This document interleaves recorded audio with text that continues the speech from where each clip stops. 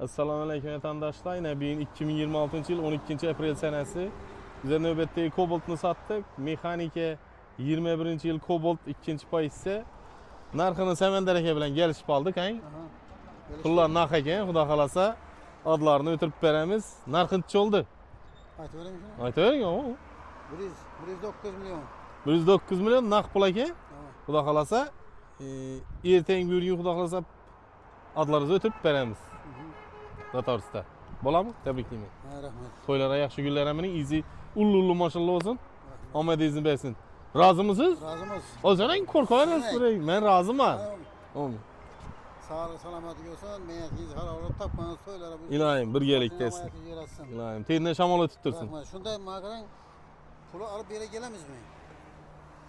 Ava. Aparım niye? Ava ining notarisi bor-ku, ining. Shatur adınızı o'tiraman tajima. Sen bana şey deyin. Yaxshi. Yetdi kelsa. Yaxshi, men rahmat, masallah ko'p.